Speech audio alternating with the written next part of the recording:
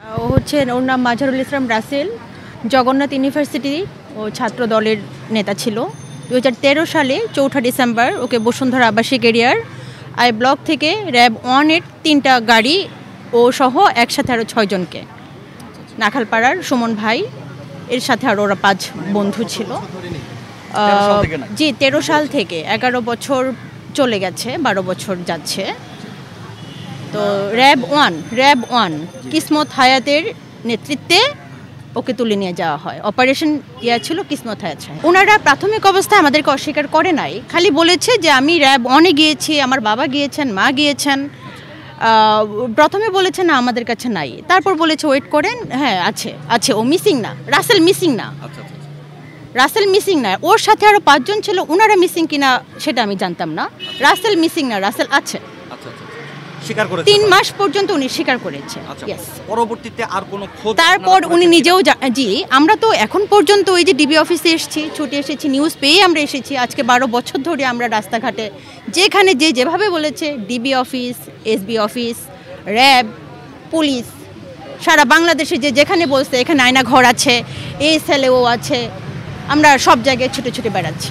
বিচার ব্যবস্থা আমাদেরকে সারা জীবন আশ্বাস দিয়েছে। আমরা একবার বলছে ওরা আত্মগোপনে আছে, একবার বলছে আমরা খুঁজে দেখব। আজকে 12 বছর চলে। আমার বড় ভাই, জি, জগন্নাথ ইউনিভার্সিটির ও 34তম বিসিএস উত্তীর্ণ ছিল। বেসিক্যালি পড়াশোনা নিয়ে ব্যস্ত ছিল, কিন্তু সেই রাজনৈতিক বলির শিকার 2013 সালের 4 ডিসেম্বর, যে মানে 2014 সালের নির্বাচনকে ঘিরে আপনারা জানেন অনেক মানুষই নিখোঁজের তালিকায় আছেন, আওয়ামী লীগের বলির শিকার। তো ওনাকে কোত্থেকে তুলে নেওয়া হয়? বসুন্ধরা আবাসিক এলাকার আই ব্লক থেকে। জি না, ও প্রিলিতে রিটেনের জন্য পড়াশোনা করছিল। আমরা সর্বশেষ আর কোনো তথ্য পাইনি। জি, ও 3টা ছেলেকে, জি অবশ্যই জানিয়েছি। আমি প্রক্টরের অফিসে লিখিত দিয়েছি। ওর যে ও পলিটিক্যাল সায়েন্স ডিপার্টমেন্টে পড়তো, আমি ওখানে লিখিত দিয়েছি। প্রক্টরিয়ান বডির সদস্য যারা ছিল, আমি গেলাম, আমাকে অপমান করে বের করে দিল আওয়ামী লীগের নেতারা। আমাকে বলা হলো যে ওকে তো করতো কি, সন্ত্রাসী কার্যক্রম চালাতে গিয়েছে। আমাকে বলছে 3 জন না তো, ওরা তো 4 বন্ধু, একজন তিতুমির কলেজে, ওরা তো 4 জন, আপনি 3 জনেরটা নিয়ে আসছেন যে? তার মানে ওদের কাছে নিউজ ছিল, ওনারা জানতো। আমি নিয়ে গিয়েছি 3 জন যারা জগন্নাথে পড়াশোনা করতো। জি, ওনারা ছাত্র দল করতো জগন্নাথ ইউনিভার্সিটিতে। আলামিন, মাঝারুল ইসলাম রাসেল, আসাদুজ্জামান রানা ভাই দর্শন বিভাগে পড়াশোনা করতো, শেষ হয়ে গিয়েছিল ওনাদের, মাস্টার্স কমপ্লিট করেছিল। কোনো ধরনের সহায়তা আমাকে করেনি তারা। আমাকে অপমান করে প্রক্টরিয়ান অফিস থেকে বের করে দিয়েছে। আর ইভেন তারা এটা বলেছে ওদের সাথে তো আরেকজন ছিল, আব্দুল কাদের ভুইয়া মাসুম, যিনি তিতুমির কলেজে পড়াশোনা করতেন। আমি জানতে চাই যে ওনাদের কাছে যদি কোনো নিউজ না থাকতো, আরও একজন ছিল, ওই টাইমে তারা আমাকে কিভাবে বলে? আমাদেরকে ওয়েট করতে বলেছিলেন। ওনার ইচ্ছা ছিল মনে হয় যে ছেড়ে দেওয়ার চেষ্টা করবে। সেটা ওই 6 মাস 1 বছরের মধ্যেই। 14 সাল। জি।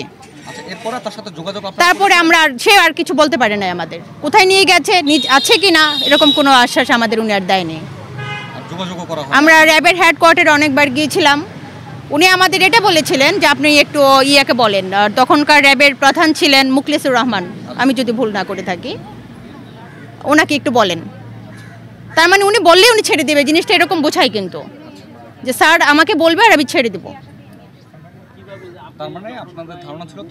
ধারণা না, র্যাব 1 ওদেরকে উঠিয়ে নিয়ে গেছে। জি, ধারণা না, ওখানে যারা ছিল, কনস্ট্রাকশনের কাজ চলতেছিল একটা বিল্ডিংয়ে, তো যা শ্রমিকরা ছিল, 3টা গাড়ি র্যাব ছাড়া ল্যাব 1 লেখা ছিল গাড়িগুলোতে। আর তারা তো দায় এড়াতে পারে না।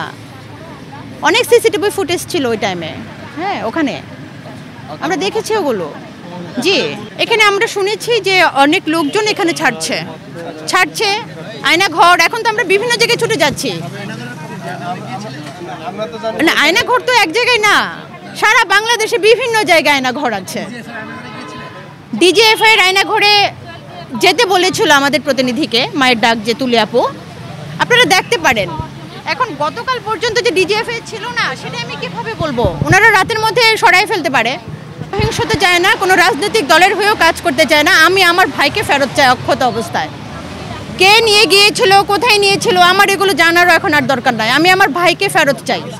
জি, ছাত্র দল করতো, ছাত্র দলের জগন্নাথ ইউনিভার্সিটিতে দল করতো, কোনো ডেজিগনেশন ছিল না ওর, ছাত্র দল সে করতো। এখন দোষ কি ছিল? দোষ করলেই কি নিয়ে যেতে হবে? ছাত্র দল করা কি কোনো দোষের কিছু? দোষ তো আমরা সবাই করছি, আমরা বাংলাদেশে জন্মগ্রহণ করছিলাম, এটা আমাদের দোষ ছিল যে ভিন্ন মত করা যাবে না, ভিন্ন রাজনীতি করা যাবে না। দোষ তো আমরা দোষী। দেশ স্বাধীন করছি আমরা এখন স্বাধীন দেশে আমাদের ভাইদের মুক্তি চাই। আমরা কিচ্ছু চাই না ভাই।